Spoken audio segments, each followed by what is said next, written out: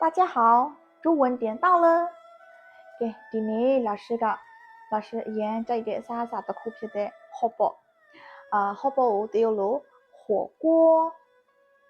ဆိုတော့အဲ့ဒီ火锅ကိုသွားစားမှာဖြစ်ပါတယ်ဆိုတော့火锅သွားစားတဲ့အခါမှာဒီထည့်စားရတဲ့အသားငါးတွေအသီးရွက်တွေကိုတရုတ်လိုဘယ်လိုခေါ်လဲဆိုတာလေးကိုအားလုံးပြုစုကြရအောင်မျှဝေပေးချင်ပါတယ်ကဲဆိုတော့စိတ်ဝင်စားရဆိုလို့ရှိရင်老师နဲ့တူတူ hot pot ဆိုင်အောင်လိုက်ခဲ့ပေးပါ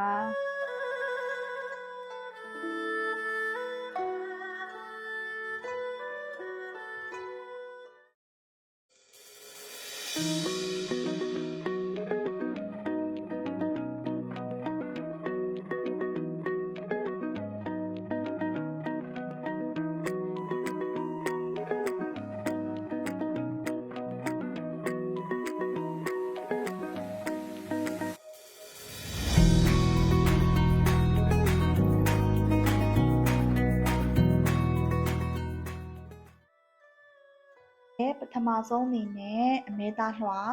ဆိုတော့ hot pot တွေမှာထည့်စားရတဲ့အမဲသားလွှာကို肥牛片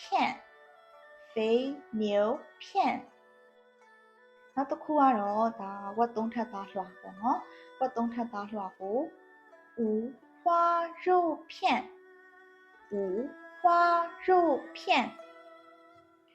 ကဲဒါလေးကတော့ဒါမြန်မာလို့ဆိုရင်ဂုံးရက်တောင်လို့ခေါ်မှာပေါ့နော်အဲ့တော့扇贝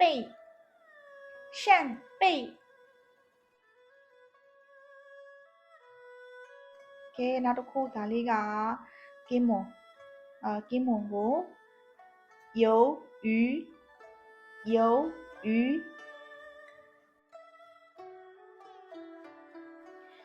ကဲပစွန်ကို虾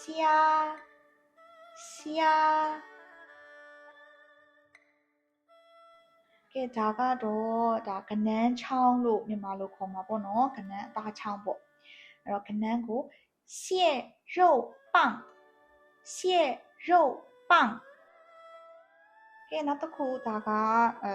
ငါး豆腐เนาะငါး豆腐အဲ့တော့鱼豆腐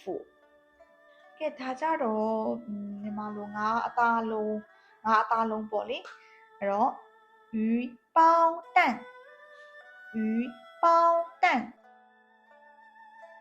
ကဲနောက်တစ်ခုဒါလေမြန်မာလိုကကနန်းဥလုံးကပစွန်ဥလုံးကလို့ hot pot ဆိုင်ကြီးကတော့နာမည်တက်ကြရပေါ့နော်ဆိုတော့တရုတ်လိုကတော့海鲜包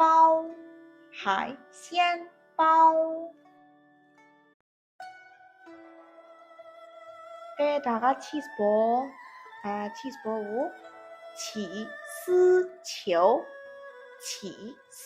球ကဲဒါကတော့ဟင်းသီးဟင်းရွက်တွေရောက်လာပြီပေါ့အဲ့တော့ကျွန်းရွက်မှုမြန်မာလိုကျွန်းရွက်မှု木耳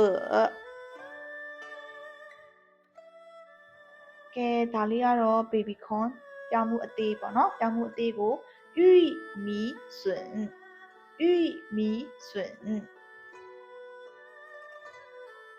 ကဲမုံလာဥနီ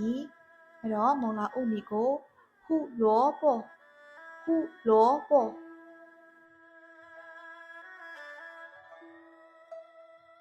ကဲဒါလေးကတော့အမှုဖြစ်ပါတယ်အမှုကို金针菇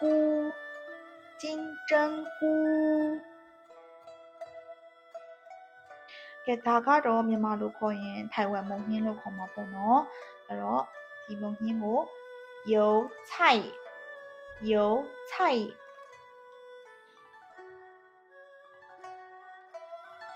ကဲဒါကတော့ပစွန်ရွက်က空心菜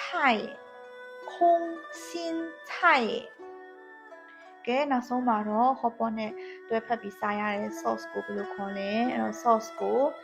正料က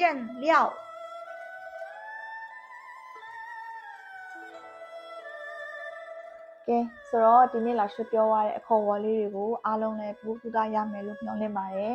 ဆိုတော့ထပ်ပြီးတော့သိချင်တာလေးတွေရှိလို့ရှိရင်လည်း comment ထဲမှာမေးထားပေးပါနော်နောက်ဗီဒီယိုတွေမှာလည်းပြန်တွေ့ပါဦးမယ်